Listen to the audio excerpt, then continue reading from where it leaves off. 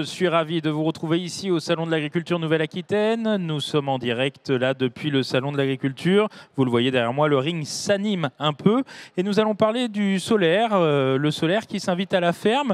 Et nous allons avoir des témoignages d'agriculteurs qui se mettent au solaire.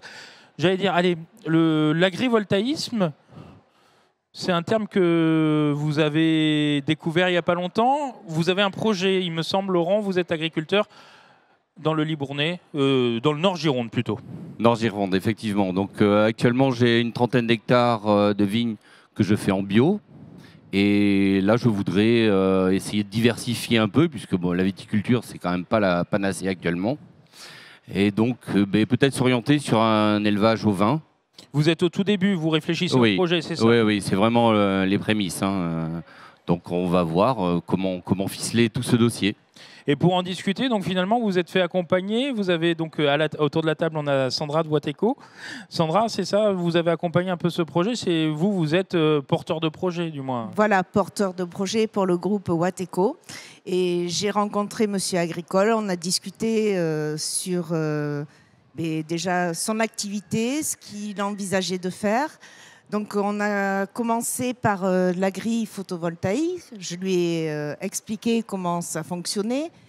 Donc, il a voulu faire le projet avec nous. Et en plus, il a en projet un bâtiment. D'accord. Expliquez-nous un peu en quoi, qu'est-ce que ça va vous apporter sur votre ferme. Vous aviez identifié tout ce que vous pouviez faire avec le photovoltaïque ? Tout ce qu'on va pouvoir faire déjà, c'est pas mal. Pour le bien-être des moutons, déjà, les ombrières, c'est quand même intéressant. Et se faire accompagner comme ça me permet de ne pas investir personnellement. Donc pouvoir, c'est mieux faire par un investisseur. Et donc après, le bâtiment, oui, c'est pour dire de pouvoir stocker du fourrage et essayer autre chose en fait. Mais justement, racontez-nous un peu comment vous avez pensé, vous l'avez un peu dit juste avant, mais comment vous avez un peu pensé votre projet. C'était pour vous diversifier, vous disiez. Oui, exactement. Mon fils actuellement travaille avec moi. Il voudrait s'installer, mais moi j'y tiens pas trop vu la conjoncture. Mais maintenant, avec un projet comme ça, faire des ovins en plus, ça permettrait peut-être de trouver une solution. Parce que vous n'avez pas encore d'ovins sur votre ferme viticole? Non. J'ai arrêté les vaches laitières il y a 17 ans. Donc j'ai encore beaucoup de prairies, que je fais faire donc actuellement. Et là, ça serait peut-être une opportunité pour que mon fils puisse s'installer de faire une autre activité. Finalement, vous vous adaptez souvent en fait au cas par cas, c'est bien ça. C'est aussi là l'accompagnement des experts. Tout à fait. Les aider, les accompagner à diversifier leur exploitation et les accompagner au mieux. Quel est le rôle, Sébastien, des bureaux d'études? Vous, c'est pareil, c'est du cas par cas, vous aiguillez. Qu'est-ce que vous faites en amont? Vous travaillez avec Wateco. Expliquez un peu votre rôle. Nous, notre rôle chez AS Développement, c'est effectivement d'accompagner ces projets agrivoltaïques depuis leur naissance. Là, on est dans le cas typique où le projet vient de naître et n'est pas encore tout à fait défini. Donc, on va intervenir aux côtés des agriculteurs pour bien comprendre leurs enjeux, comprendre là où ils en sont, quelles sont leurs difficultés ou leurs opportunités, et aider à concevoir le projet de sorte qu'il serve avant tout l'exploitation agricole en place, les personnes qui travaillent dessus, les cheptels, les cultures, et que ce projet soit cohérent, constructible par les développeurs, les investisseurs. Donc notre métier, c'est d'aider à réaliser toutes les études préalables agricoles, de sorte que ces projets puissent obtenir leurs autorisations de la part des collectivités. Oui, parce que c'est très légiféré, finalement. Il y a des règles à suivre, etc. On ne peut pas faire n'importe quoi, on ne peut pas mettre des ombrières partout, j'ai cru comprendre.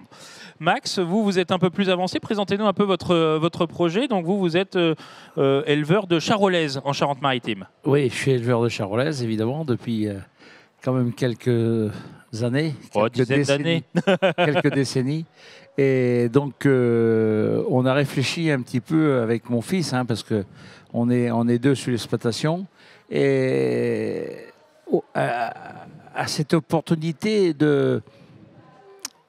d'offrir quelque chose de façon à avancer un petit peu dans les projets aujourd'hui qui nous amènent vers ça.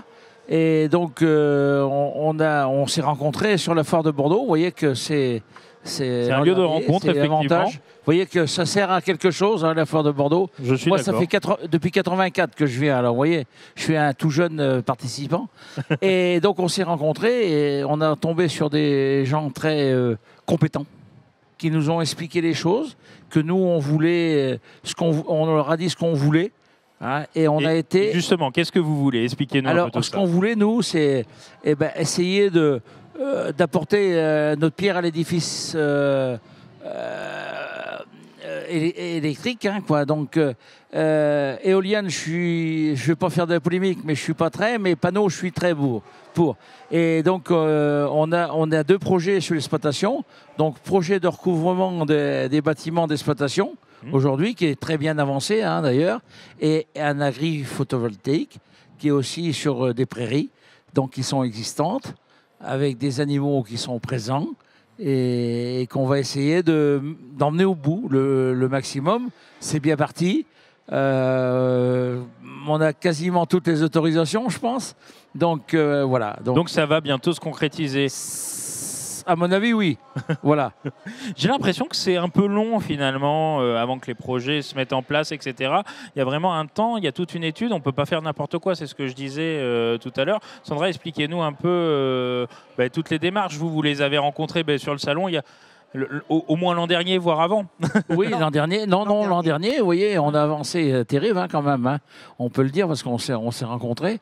On s'est rencontrés là. Ils sont venus nous voir assez vite, hein, dans les 2 mois qu'on suivi. Et ça a bien avancé, hein, honnêtement. C'est plutôt rapide, 1 an, effectivement. Ça a été assez rapide.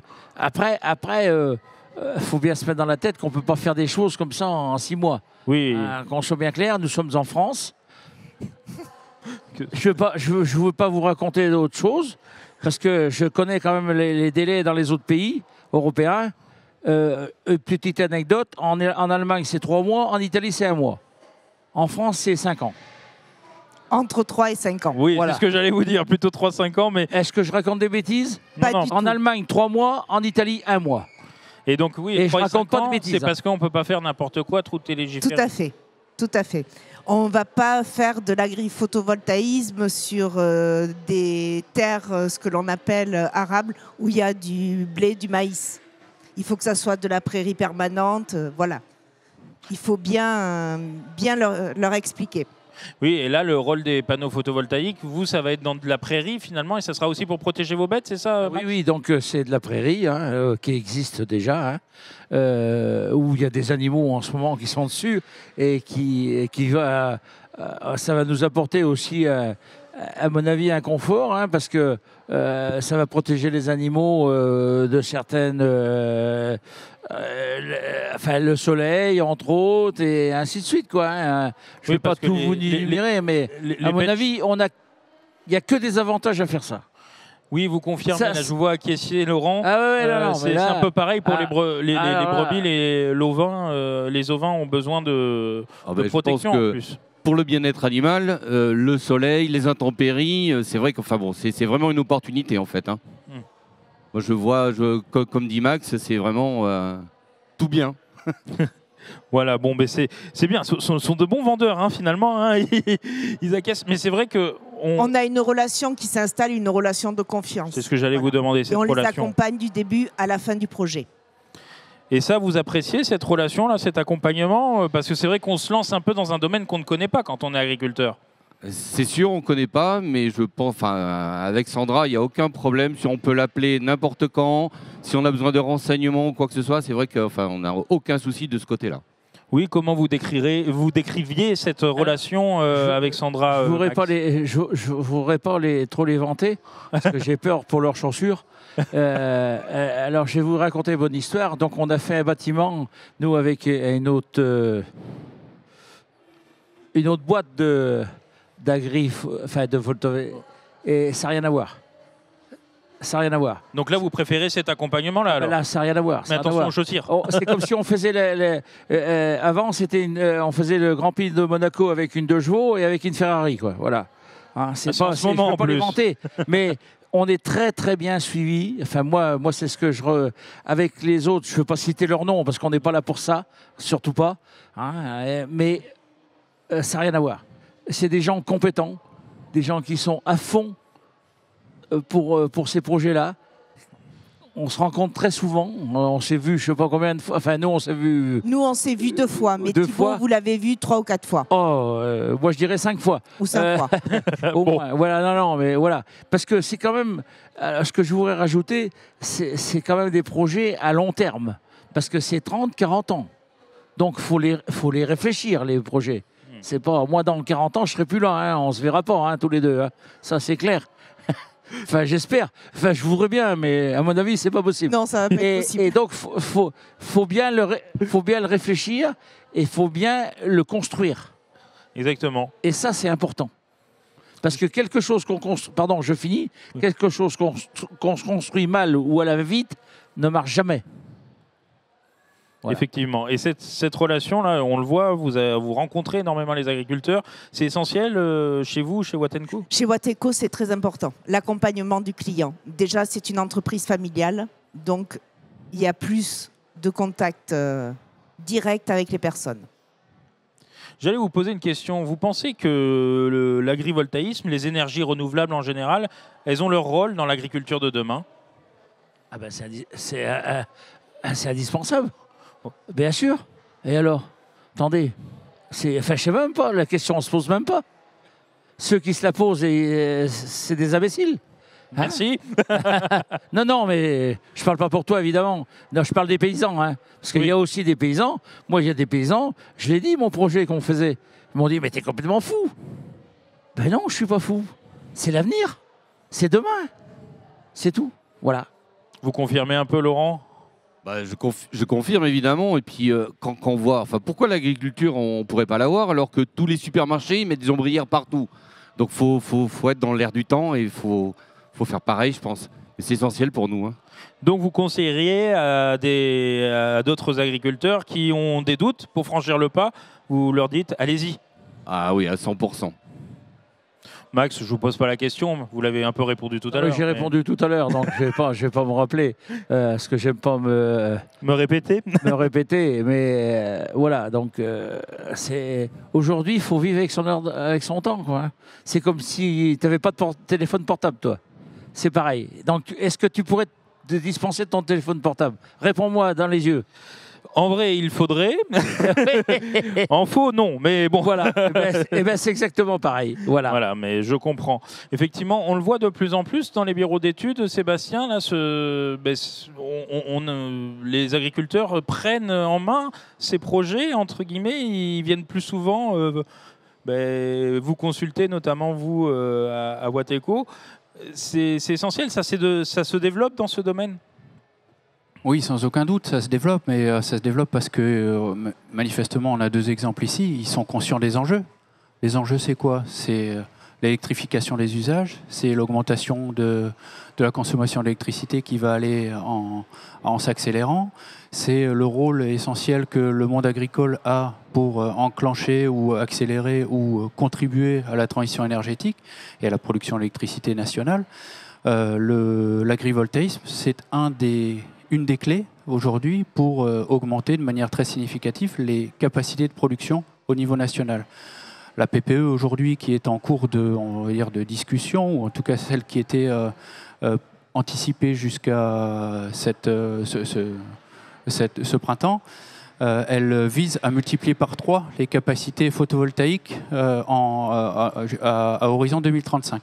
C'est colossal, cette multiplication par 3. On passe de grosso modo 20 gigawatts à un peu plus de 60 gigawatts en quelques années. C'est-à-dire qu'il va falloir compter sur les surfaces agricoles pour venir contribuer à la production d'électricité nationale.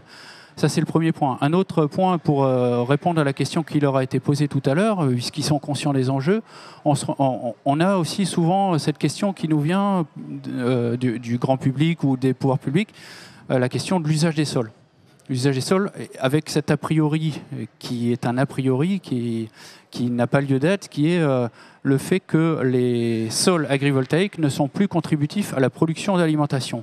Ça, c'est une erreur manifeste. Ce n'est pas possible du point de vue légal. La loi interdit le fait de remplacer des cultures par du photovoltaïque. Il y a l'obligation de maintenir la coactivité et d'avoir à peu près le même niveau de productivité après la mise en place des panneaux qu'avant, ou que d'une surface témoin qui serait voisine. Quand je dis à peu près, ça veut dire qu'il faut pouvoir garantir de maintenir 90% de la productivité de la parcelle. Ça veut dire qu'il n'y a pas de sacrifice de la production d'alimentation. Et un dernier point, on parle d'usage des terres. Est-ce que l'agriculture peut être contributive ?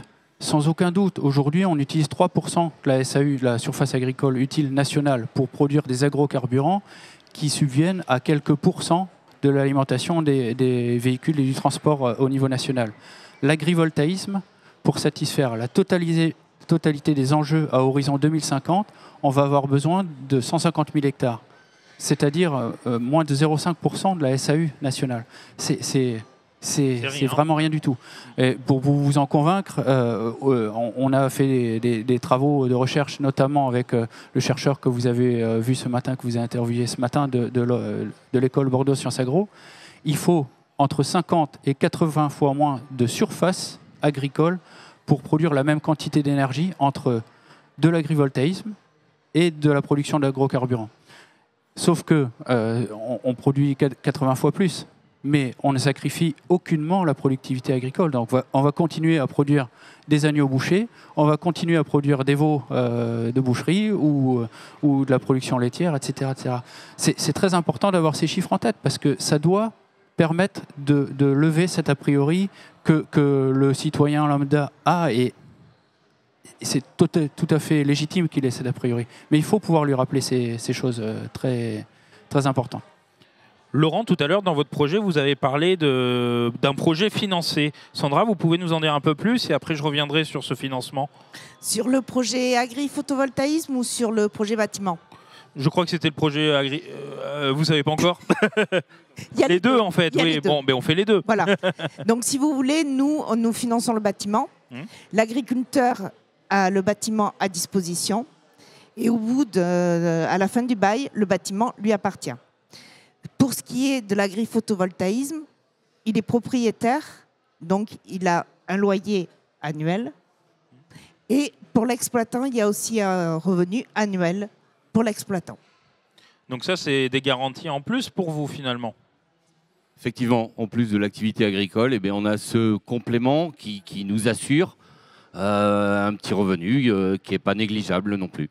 Et qui les aide.